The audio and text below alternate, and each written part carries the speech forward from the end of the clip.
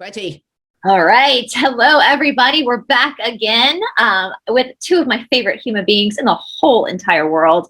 And I know I've said this before, but both Liz and Catherine are like family for me. This has been one of the greatest side effects of the Great Awakening is finding people that you feel like you've known your whole life, but you literally just met because of the shenanigans and the shit show we're all living through right now. But I'm so excited today. First of all, I want to say a very happy belated birthday to Liz. She had on March 28th, right? She had her 28th birthday. Oh, she's got her baby boy there.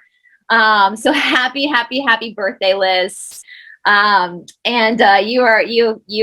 are such an incredible human being, and I'm so happy to call you my friend. So happy birthday to you. And today we're going to be talking about something that Liz is really good at doing. And this is the power of words and the energetic response of words. And I say that because both Catherine and I have on Liz's shirts. She does too. And as you guys know, I pretty much live in Liz's shirts. And as we've said before, yep, there we go. As we said before, so powerful. Your designs have so many incredible messages. And the one thing, I've said this before and I'll say it again, the one thing I love about Liz's merchandise, now we see a lot of merchandise regarding this battle that we're in, but it's very political, right? It'll be very political, blue or red. But with Liz, you kind of leveled it up and you're like, no, it's not about blue or red. It's about the spiritual awakening that we're all going through right now. And your shirts talk about that. So therefore it's not polarizing. It's like, these are concepts and words and powerful words that we all need to really think about and meditate on. And that's the beauty of your shop. Now, Liz, you're in a beautiful state of Tennessee that is talk about nature. Catherine, have you ever been to Tennessee? No, I haven't been. My mum's been to Tennessee to see the horses and things. So I haven't been to Tennessee yet. So Tennessee and Kentucky, if you drive through the rolling mountains, it's so, it is breathtakingly gorgeous. The nature that exists. And that's what's so interesting. Like they tell us all these things about like the human population and all that. I'll be careful about what I say and how many of us there are. But if you drive through the United States, there's so much land. There's so beautiful land that it makes you question what's really going on. So much available. Yeah, people also make fun of the roads over here because they're so winding. Like they say that they basically just follow the cow paths and made roads. Well, you haven't seen anything until you look at the English country roads. I've been on a few of those. They are pretty much, they are very similar. Yeah, I mean, our roads where we live and everything, you can just get one car down and it wouldn't be a big American car, a normal size car. And then you get mad people like me leading 3 horses along with it and everything and blocking the way. So, yeah, we Brits are very much used to the windy country lanes, very, very much so. So down here in the south, we get stuck behind tractors a lot. South, if you get stuck in a small town, you'll be stuck behind this tractor. You'll see a line of cars trying to pass, trying to get around this tractor. So, yeah. Tractors and school buses. Tractors and school buses, for sure. But anyway, but it looks beautiful up there in Tennessee, Liz. We had a crazy thunderstorm last night here in Georgia, but look at that beautiful blue sky. And that green grass. Yeah, it's perfect today. It was like that yesterday over here. They were, threatening for storms and nothing really happened. And then today it's beautiful. Yeah. Got an amazing pink tree back there. I don't know if you could see it, but it's gorgeous. That's the one thing about the Southeast. Yeah, it's so beautiful, isn't it? When you get out into the country and look at all these, the sky is so blue, the grass is so green. I don't know if you see, there's a bunch of violet in our yard. I made some tea out of it the other day. Super good. Oh wow, look at you being all crafty. Look at that. Using the natural resources. Yes, it's really good, exactly. actually. Exactly. I've got so much growing in my garden that we use, you know, just about everything for the animals and the horses. So we've got a pledge in our garden that anything that we've put in since we've been living here has got a use that you can use, not just for ornamental value. And we really do that. But it gets a few giggles when you get people come round and say, what are you growing all those nettles for? Yeah, my sister does the same. She picks stinging nettle over there. And, you know, apparently it's good for allergies and all that kind of stuff. And So she just much made like stuff. a little tincture out of it. Yeah, more vitamin C in stinging nettles than virtually anything else. It's very high in iron, vitamin C, all sorts of vitamins and minerals. So good for you. Yeah. Yeah, Well, it's one of those things they told us it's all weeds, and it's not. Well, isn't it some parts of the United States? I don't know how it is in the United Kingdom with your yard, with your property. You can't actually, you can grow some things, but the government steps in and kind of monitors sometimes what you're actually, which is crazy. I always applaud Florida, because Florida has become the MVP of the world, really, of the world. Right. And I know in Florida, they take land ownership so seriously. Like if you own a plot of land, if you want to go mow your lawn butt ass naked and let your bits just hang and swing in the wind, no one can do anything because you're on your property. Yeah. So even what does MVP? You said Florida's the what? The MVP, the most valuable player. Yeah. Yeah, Florida. We dispute it. Either we think it's hysterical elsewhere in the world that the Americans always think it's somewhere in America, so we can have a giggle about that. Well, it's with the whole I mean, I laugh because Florida was the state in America that everyone made fun of, like for a long time. Yes, and now what now everybody's there because DeSantis has basically been like, we're going to follow the Constitution. The cold, the sickness, it's gone. We're done.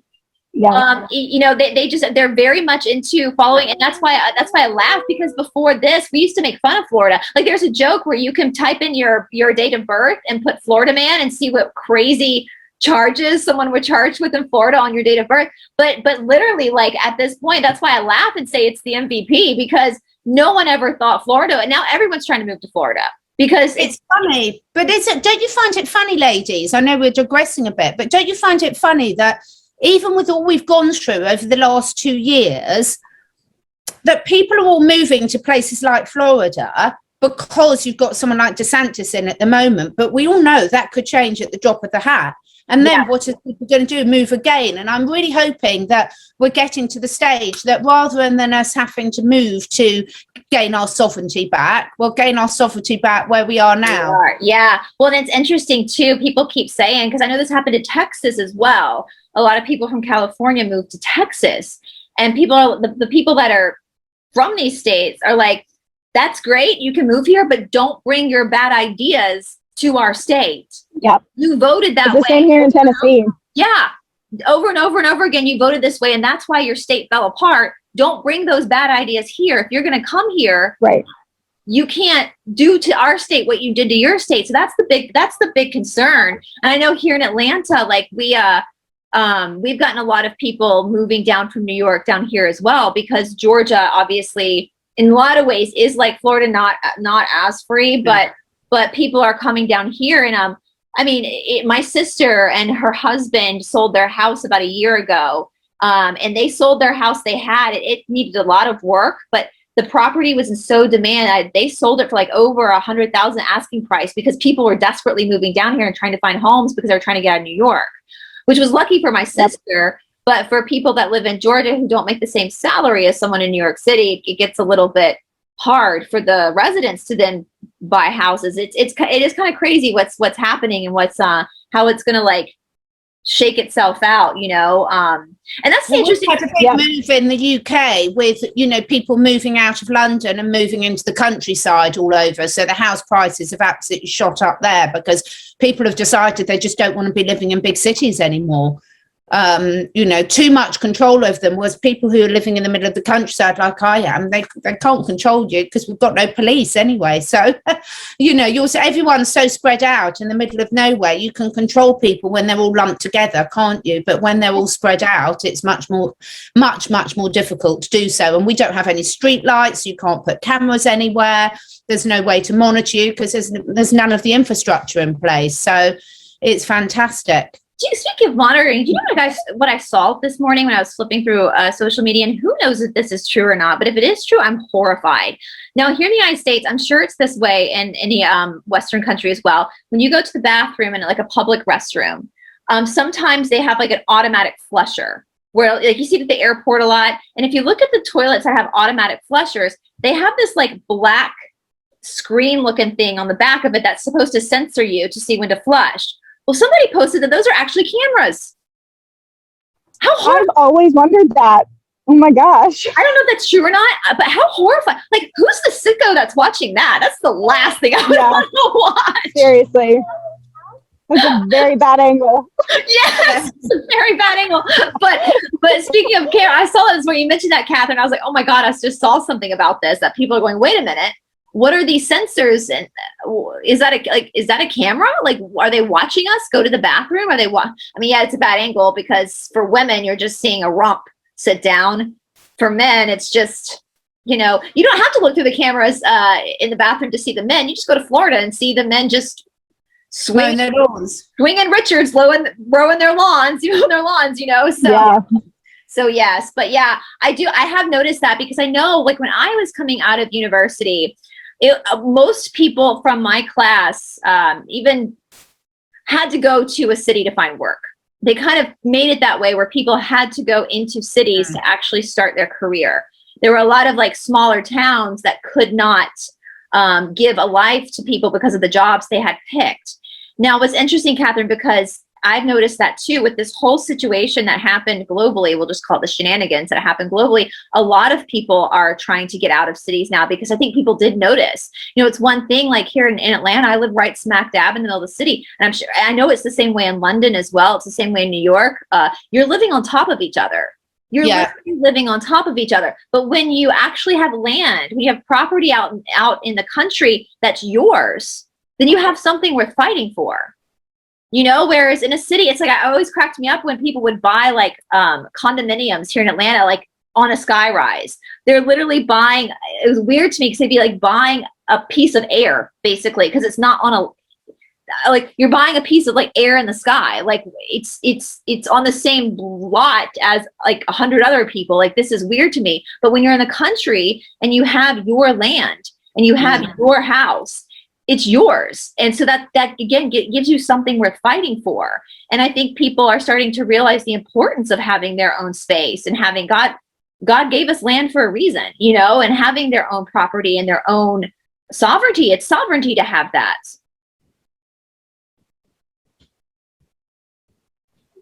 Yeah, I mean, one of the selling points for this house was, I mean, it's only like half an acre, but that's a lot for this area.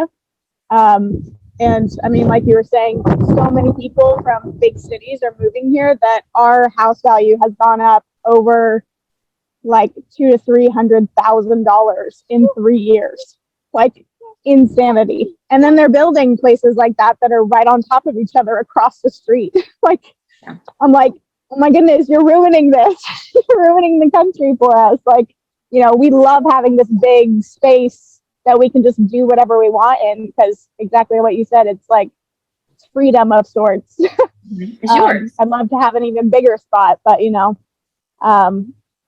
yeah, it's definitely freeing when you've got actual land that I can pick the flowers and eat them if I want to. I can grow my own food. You know, I can let my child run around barefoot and do what he wants. You know, no one's watching us. Yeah. It just makes such a difference. Yeah. Oh. Well, it's like even here in a city, I mean, I don't have kids, but I have a dog. I cannot let, Ravi has to be on a leash. He has to be like, he can't just run around unless we take him to the dog park. He can't just run around. He has to be like controlled. But yet when I'm like at my parents' house or at some property, we can let him off and just let him roam and be free, and how happy he is just to be free. And I think it's the same with children too. I mean, when I was a little kid, I don't know if our parents knew where we were in the afternoons. You know, we just roamed around the neighborhood. So talk us through, I heard you on your channel, Liz, talking through your tree design of your clothes. Now, for me, one of the things I love, and I think Brice and I have spoken about this before, is when you're wearing something that you really resonate, because obviously all words have energy. And when you're wearing it, like I've got my Born for a Time Like This sweatshirt on, which I absolutely love, but it sort of reinforces that message into you. Is that part of the reason why you decided to put some of these things on clothing? Yeah, for sure. I mean, I feel like it's, you know, it's one thing to just wear something that, you know, you like, and you think is cute, and you think looks good on you, but it's another to have something that deeply resonates with you and has a deeper meaning. And it's a way to essentially express myself and my thoughts and my beliefs without being so overbearing and blunt about it. Because a lot of my shirts, almost really all of them, except for maybe this one, the Charlie Ward one, they are very like non-political. They're very, you know, open to interpretation. And I wanted to create something that, you know, someone could resonate with, but resonate in their own way, and not just say like, you know, like I said before, I could have so easily just put Mr. T-shirts out there, but I didn't. I wanted to express my truth and help others do the same. So that's kind of a lot of the reasoning behind a lot of the designs that I have, like being able to say something without really 100% saying it, because it can be open to interpretation. Yeah. Well, even your It's All a Pantomime shirt, we were talking about sticks on Aquarius Rising Africa the other day. Sticks as in the veil between the mythology between the spiritual world and our world. They called it Styx. It was a river that divided, and it's spelled the same way as the band Styx, right? And it reminded me of their song, The Grand Illusion. And I actually went and listened to it again this morning to listen to their words. And they're saying it's just like, it's all a pantomime. Like, this is all a grand illusion. So even with that shirt, it's I know that Charlie's referring to what's happening in our world right now, but really the deeper you go down this rabbit hole, you realize that everything is all a pantomime. Everything's a grand illusion. Everything is, and that's your shirt here. I'm endlessly creating my reality. You know, we are but holograms of what we need to learn. And something very strange happened to me once when I was, this was a few years ago. I was driving, and I was more than a few years ago. I was going through like heartache. And I was really in the depths of that sorrow and that grief of the heartbreak. And I was driving, and of course this was the heat. Obviously, it's for 15 years I've been in this practice every day of trying to like understand my own soul versus the nature of the soul. And all of a sudden I had this like almost out of body experience where I realized that none of this was really real anyway. It was all a projection of what I needed to learn. And I was sitting in my car, I got like giggly about it. And I was like, wow, like I don't need to be in this this is also my own. And then I quickly came back down to being in heartache again. But it's like, when we think about those moments of clarity about who we are as spiritual beings in a human experience, we need to have these human experiences. Of course, Catherine and I have talked about this, but it is this pantomime. It is this grand illusion. It is this place for us to create something, to then know, to then come back and know ourselves. Does that make sense? For sure. Yeah. There's so many times when like you said, like there's been situations that have been really painful that I just kind of like step outside myself, and I'm like, what does this even matter? Like the grand scheme of things, like, you know, this is like a mere speck in my journey, and then, you know, the universe, you know, I need to learn from it, whatever I need to learn from it, and move on, like continue on, you know.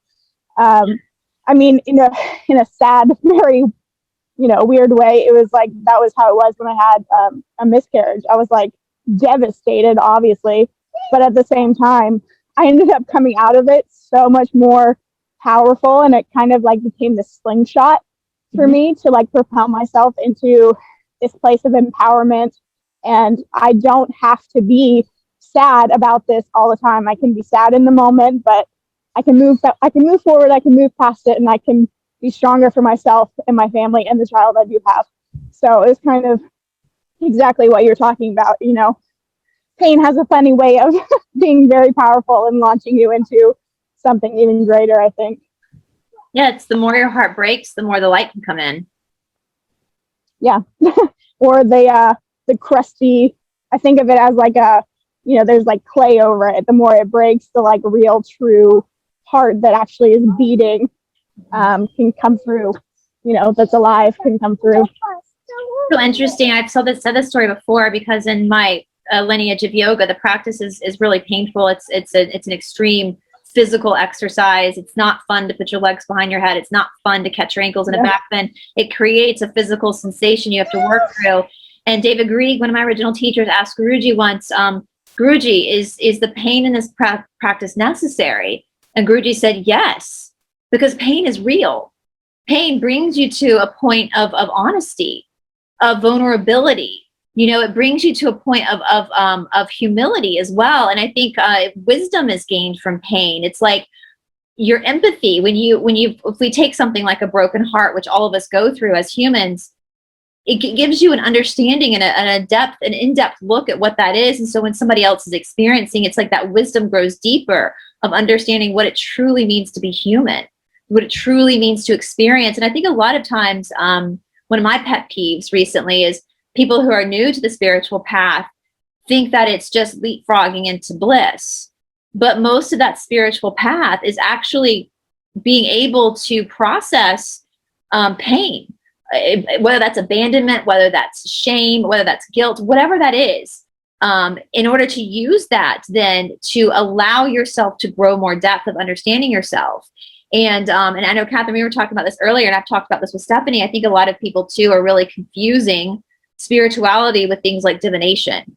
Divination is not spirituality. It's just a form of communication. It's just like picking up your cell phone and texting, like me texting Catherine. That's not spirituality. That's just communication.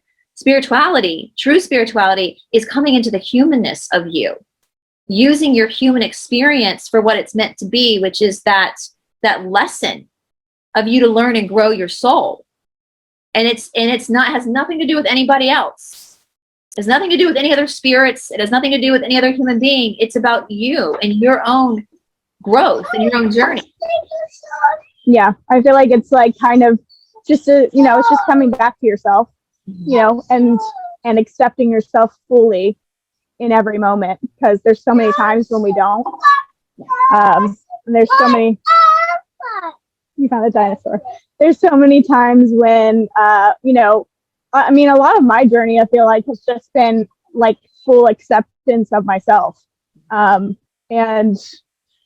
I didn't think that was like the plumb line point, but it just kind of seems like that's all, like that is a reoccurring theme in my spiritual growth. Yeah, I think it's such a good point, Liz, because we talk about through all of this is at the end of the day, all we can really influence is ourselves and how we react and how we contribute and what energetically we add to this world that we're living in at the moment. And yes, of course, with work, with community, whatever, you can contribute to others, but the level that you can contribute to other people is very much at the level that you've accepted yourself. So, for example, we know what it's like. I was having a conversation with someone yesterday, which was hysterical. And it's like when someone gives you an apology, but it's a but. You say they apologize and then it's a but. And it's like, is that really an apology? And that transforms, I think, into so many areas of life. If you're really giving in a community sense or really listening to someone else, it has to be leaving the buts behind and just being there and accepting it and not just always trying to get your own point across. It's a funny old world, and it does make me question sometimes how much time myself and other people and all the sort of conversations we have, we talk about all these deep, meaningful things, which is brilliant. And personally, I love it. But equally, you just want to get out in the garden as well. It's about balance, isn't it? There's balancing the doing, the being, and the thinking, the headspace side of things. And that's always quite a journey, I think, for lots of people. Yeah. Yeah. I get to the point where I'm like, I don't want to listen to anything else anymore. Like, I just want to be for a little bit. Like, that's kind of how it's been the past 2 weeks for me. I've had my birthday and everything, and it's been this very like zen time of like, I don't need anything external being inputted into me right now. I just want to he's singing Baby Shark. I just want to, just be here and really experience this time, because I love this time of year. It's my birthday, it's spring, and I just want to be outside. And so I haven't listened to anybody that I normally listen to. I've just kind of listened to music sometimes. That's about it. But yeah, it is that ebb and flow.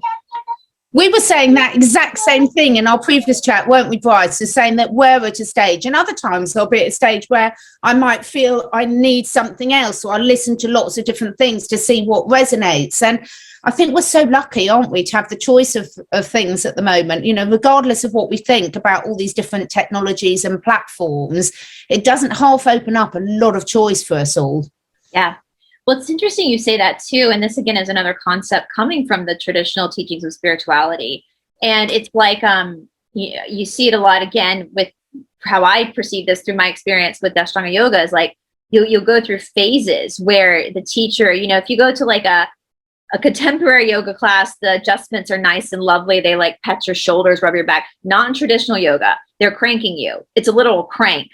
I mean, I used to say when I would be in down dog seat and I'd see my teacher's feet paddling over to me, the theme song of Jaws would like dun dun dun dun dun like come in my head, because I didn't know what was about to happen. But what happens is you would go through weeks and weeks and weeks of being like manhandled and cranked, and things would be popping and moving, and then all of a sudden the teacher backs off and just lets you practice. Well, what's happening is there's integration. And so we do go through these phases of like learning, meditating, thinking, exploring, and then we just become human again, and we don't think about it anymore. And what's happening is those patterns are starting to integrate throughout our psyche. And that's a beautiful thing to recognize, because it's David Cohen was talking about this, like needing to take a break sometimes. That's important to recognize, because that's your psyche, your consciousness saying, okay, let's pause here and let's let this filter through, and that's so important. And then just turn on Baby Shark and dance around, like that. Yeah. That's what you do, That's literally been my life for the past 2 weeks. But that's exactly like that. That just confirms something that I've always said. What you just said there was, I always used to say, like, if I was getting frustrated with learning something or doing something new, I would like sit and like not do it for a few days and let it marinate, is what I would say. Yeah. It's like, I need to like let it marinate in my body, and then I can continue. And I always would do better the next time I tried to do that thing, like a few days later. And I never knew that was a thing. But yeah, it's confirmed that for me. In Ayurveda, they call it cocooning. It's your cocooning phase. That makes a lot of sense. It's just lovely. And that's where I think it's so great. The instant gratification society, where everything's at your fingertips, can have a lot of downsides, but also it can allow people, on the positive side for me, is it can allow people to go through that integration, cocooning, taking it all on board when it's right for them. Because even, with us as friends, we'll all go through different stages of wanting to go through that quiet page. And we can do that because we can then go back to it at a later date, or come back in and have it reinforced. And I even find stuff I'm wearing, that's why I was so excited with Liz's stuff, because what I feel out of it, what I get out of something, is something completely different every day, depending where we're at. So sometimes I put on my Born for a Time like this, and I am ready to go out there and do battle. It really motivates me into that energetic state. And other times, like today, Born for a Time like this, I was on, before I spoke to you two, I was on this gorgeous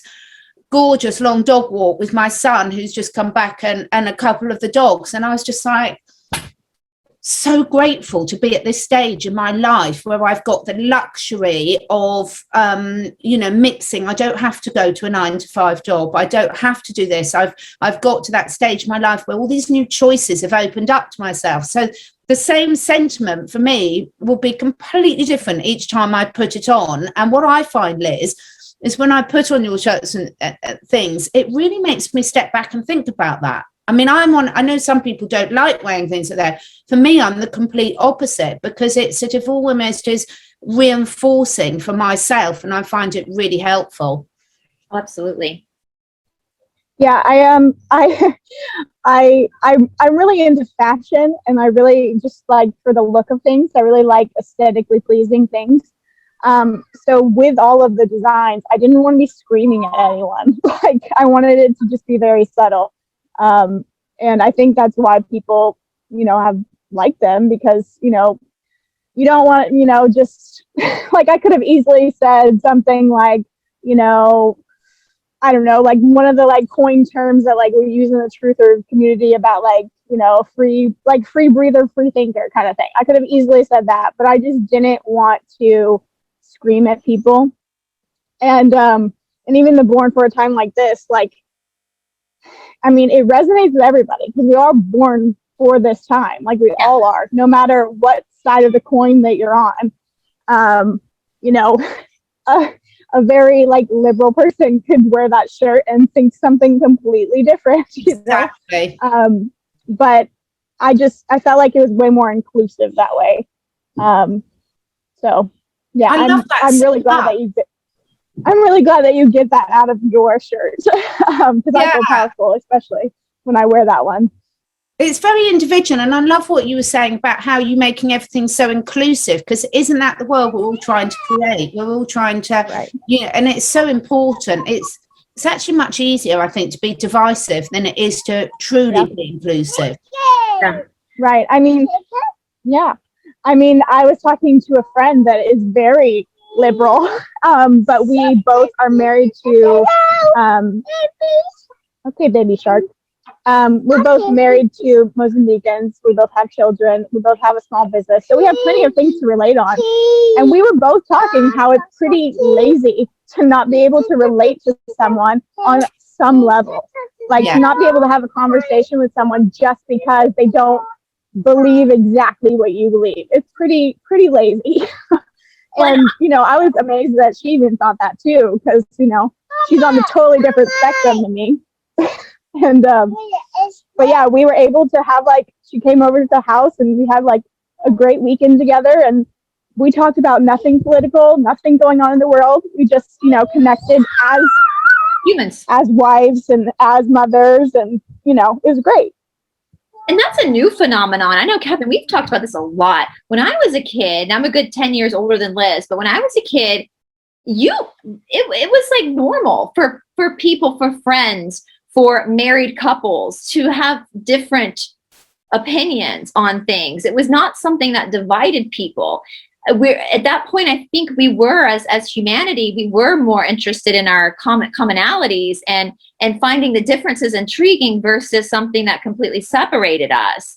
And so I think that's a new thing, where people have gotten into this phase of like, you have to believe exactly what I believe, or you just don't exist in my world. And I'm telling you, at 39 years old, I don't think there's one person in my life that agrees with absolutely everything I agree with. All through the phases, my 39-year-old self doesn't agree with my 29-year-old self or my 19-year-old self. And that's the ebb and flow, right? We talked about that's the ebb and flow of it all. And so it's beautiful when we can see people as just being human beings. Like, none of us get out of this world alive. We're all in this here doing the same thing. Oh, I so love that, YouTube, because, I don't want to be in a world where politics is any part of my discussion, because I don't believe in politics, and I don't believe it's going to be part of moving forward. And in the UK, I was brought up, we used to have a saying that if you ever had a dinner party or friends over, the two subjects you never discuss were politics and religion. Mm-hmm. And the reason you didn't discuss it was not because you wanted to avoid confrontation, just because it was none of your business, and everyone was entitled to have their own opinion, and that didn't define them as a person. And I just think that was a really, really good rule, because actually, if you do avoid, at the end of the day, those views will shift as the person shifts and grows and evolved. And like you said, Brice, I mean, my 54-year-old self is very different to what my 20-year-old self would be. And isn't that the whole point of growing? How boring would it be if we didn't evolve like that? And wouldn't it be lovely if it doesn't even occur to us to talk to our friends about politics, because that's not a dominant feature in our lives and how the world is controlled? I mean, that was for most of my life. Even when I would date a boy or meet a man and start dating him, I never would think to ask what political party they aligned with, ever. Like, that was never even a consideration. I just liked the guy for the guy. You know what I'm saying? So absolutely. And I will say too, speaking of words and like using the words, and I have this shirt on again today, guys, that I cut myself, but this is the I am endlessly creating my own reality from Liz's shop with the two hands. And I'll have to tell you guys, and for the viewers watching, so, and I've talked about this with Shanti before, that I have throughout my life, I've struggled with like body morphic disorder, where I'm really hard on myself and how my body looks. And lately I have been doing something new for me, where I have been actually looking at myself in the mirror naked and telling myself, look at that, you have a six-pack, look how sexy you are. Like, really changing the way I talk to myself about myself, and it kind of matches that t-shirt, and it's actually working. Like, I actually feel so much better in my body, and I feel more confident. So messages, these words aren't just to be projected out to other people, but they're also a reflection into our own mind field, you know? Yeah, that's definitely a thing. I notice the difference in myself when I say stuff like that. It's, you know, like very positive about myself. And, you know, I totally agree, because I've been on the same journey of like body dysmorphia type of thing. I think most women in the South are. Yeah. But, you know, it is a super powerful thing. And then it's funny because I'll do it for, I'm coming. I say, come on. It's funny because I'll do it for, you know, a few weeks and stuff, and then I'll get used to it and I'll stop. And I'm like, why am I stopping? You know, it's like you kind of get used to the new thought pattern and everything. And then, you know, the challenge is to keep doing it, basically. That's what I'm trying to say. Yeah. Yeah, absolutely. Absolutely. It's such a good message for everyone, and that's what I feel is it's the important message is the message to ourselves, isn't it? And I find it really interesting what other people like. Sometimes I say, what does this mean to you? And like we were saying about when you go on when you're doing a book club with your friends or something, I think the beauty of this is everyone will see something different in it. And, you know, that does expand your consciousness, because you want, I mean, I certainly I want to hear other people's point of views, because I get bored with my own. Listen, I've had some really bad ideas in the past. So through most of my life, I've had some really bad ideas. So at this point, wisdom is being able to sit back and listen. It's like Ganesh, you know, the deity of Ganesh from the Hindu faith. He has an elephant head because he has two big ears and one small mouth. Yeah, I've heard you say this before, and I was like, that would be a great t-shirt. Yes. I need to do an elephant, but yeah, an elephant with some kind of saying that implies that. Yeah, it's and one of the most profound things someone ever said to me, or I read somewhere, I can't remember how I heard this, but it made a huge impact on me, was when someone said, most of the time people listen to respond, not to understand. Yeah. And we need to listen to understand. Yeah. And I think that, you know, almost the whole point of our existence is to learn other people's perspectives. That's why there's so many of us. You know, like, we all have a completely different perspective. I mean, even in, you know, Christianity, they talk about the body of Christ. Like, the arm can't do what the leg does, and the leg can't do what the eyeball does. You know, we all have different parts that we're working with. And I think it's one of the most wise things that we can do to search out the different perspectives and just listen to people. Yeah, for sure. Well, and also the different environments we come from. I know Ram Dass wrote about this once, that, and you see this a lot when people undertake spirituality. Like, all of a sudden you'll see like a white kid from Wisconsin will go to India, change their name and adapt a Hindu lifestyle. And Ram Dass was like, don't do that. you incarnated into a white boy from Wisconsin because there's something to be learned from that experience. And when you ditch it and go and try to take on a new identity, you're escaping the experience that you need to learn from. And so if we're all trying to be this one particular way, then how are we going to learn from each other? You know, there's something the white kid from Wisconsin can teach the Indian in Bangladesh, or in not Bangladesh, in Mumbai or something, or the African in Mozambique. They all have different perspectives on life because we're all living a life, but with different experiences that have shaped our perspective on things. And my perspective as a white girl from Georgia is going to be very different from someone who grew up in Moscow. So I have something that I don't even know. If I just say, you know, that I could teach that person and that person can teach me because of the experiences that we both decided to have in these incarnations. And that's super valuable. I think yeah, that's actually something. Go ahead. No, sorry, go ahead, Liz. I was just going to say that's something that even at the home group I go to, we were talking about this past Sunday was, you know, perfection is fully being yourself perfectly. Like, it's not this cookie cutter perfection thing like we've been brainwashed to believe. It's individual for the person. What I was going to say is I think also, though, being kind to yourself, that part of that process of the white guy going to India and living into that lifestyle, to me, I think is just like, you know, when my children were young, they used to put on a Superman outfit and change. And the way they play when they had the Superman outfit on was very different to the way they play when they had the little ballerina dress on. Yeah. And I think as adults, it's really important to let ourselves play with that as well, because quite often you will find out a lot about yourself by your mistakes. So sometimes, I mean, it's like me with my hair. I'm always having different things done and always looking for something that actually suits me. But actually, what am I learning in the process? I'm learning in the process just what you were talking about earlier, Brice and Liz, is the fact that just accept yourself however you are, and it doesn't really matter what your hair's like. Yeah. So I think all of these things for us, it's like you can laugh about it afterwards, can't you? Because you recognize it was a stage of your learning. And sometimes I find it quite amusing because I've been like, when I used to be in some of my corporate careers, when you put that suit on and you stand up at the meeting, you sort of adopt a different persona. And then you realize that's not you, that's just the role you're playing in that time and that place. And it's quite funny because you'll think, well, if only they could see what I'm really like at home.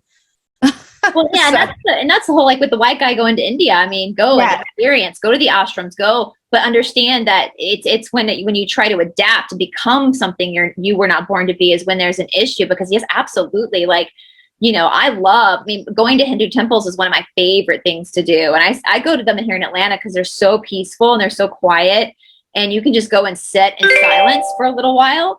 And but yet understanding that I was not born Hindu. I have to embrace the lessons I learned being born Presbyterian. Being born in South Carolina, growing up in Georgia. Like, I have to embrace the experiences.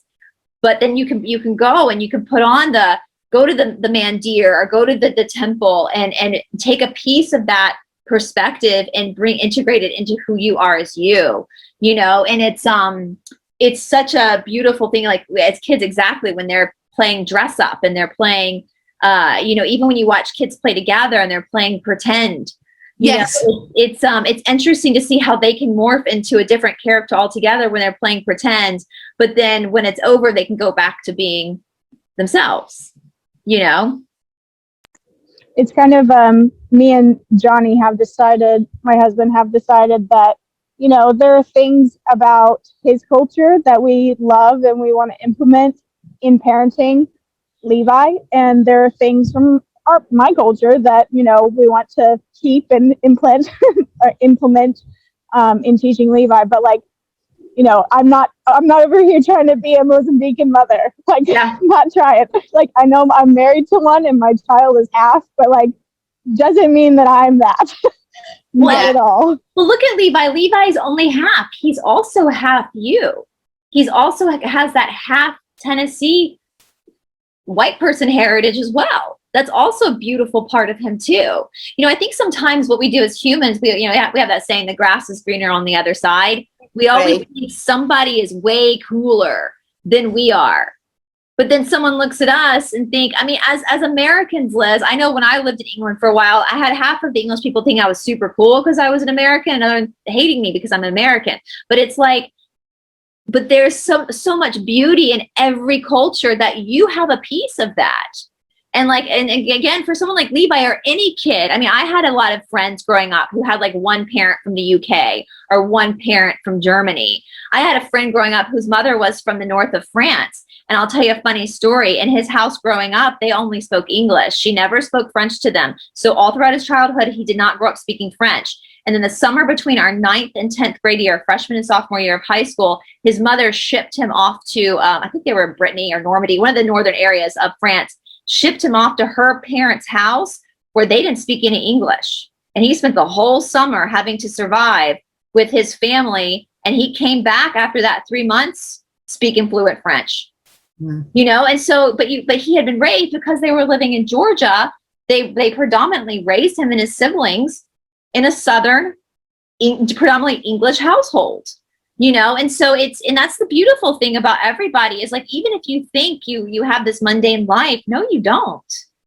And you picked to be there. You picked to incarnate into that white guy from Wisconsin or that Indian kid from Mumbai or that kid from Mozambique. That's you arranged that for yourself to have some sort of experience through that incarnation, through that pantomime. To circle back to that pantomime. Hey.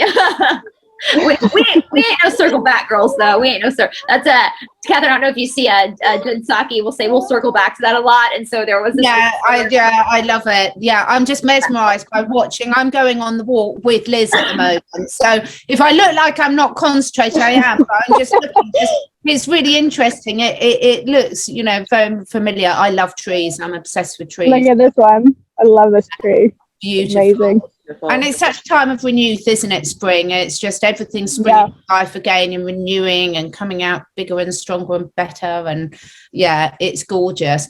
Well, we love your T-shirts, Liz. We really do. We love the fact that you're doing it. I love the fact that you're able to combine doing that whilst being, you know, a young mum to a young toddler as well. I think that's just absolutely gorgeous that you're able to combine the two as well. Yeah, I appreciate that. I'm trying because, you know,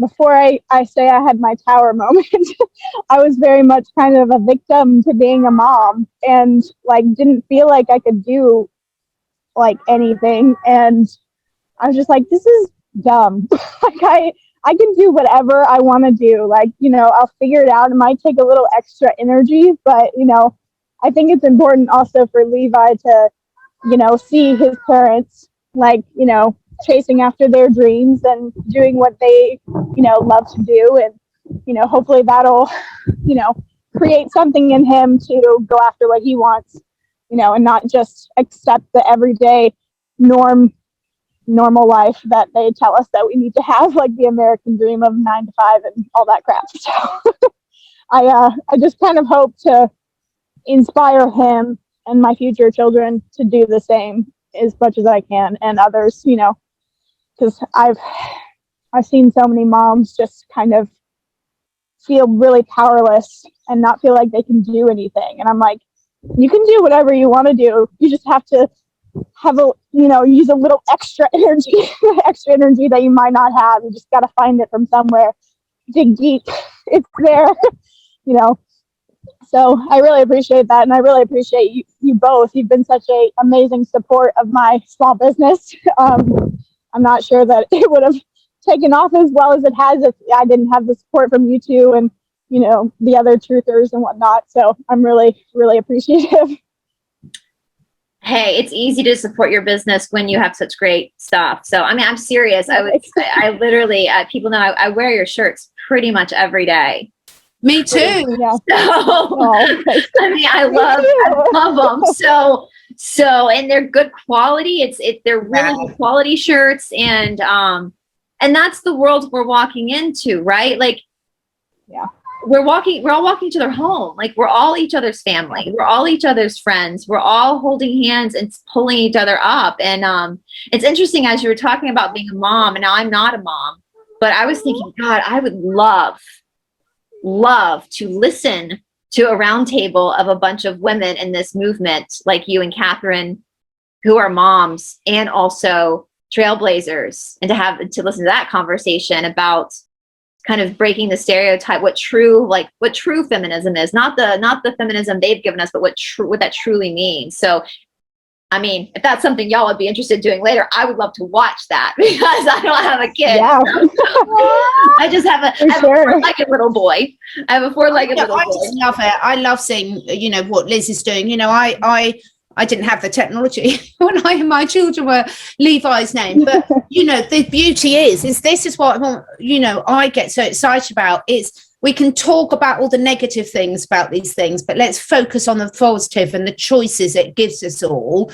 And yes, we can all have our EMF protection and things like that, but equally it opens up a whole new world of choices. And I, for one, am really, really grateful for that. I'm really grateful that I'm sitting here. We can have a conversation with Liz, and Liz can still be doing fun stuff with Levi whilst you're doing it. I just think it's just absolutely brilliant. Yeah. And, he's having a great time. I know, it's just wonderful, and he'll be taking in what Mum's talking about and everything, and that's really, really important. So thank you so much today. I think we should let you go off and play being sharp. Yeah, he finally stopped singing it. He's got flowers in his hands. He's got flowers in his hands now that are occupying him. Oh, well, give him a kiss for us. You want to say bye, Levi? Come here. Say bye-bye. Bye, gorgeous. Bye. Oh, so cute. He's gonna be a little heartbreaker one day. I know. I'm mentally preparing.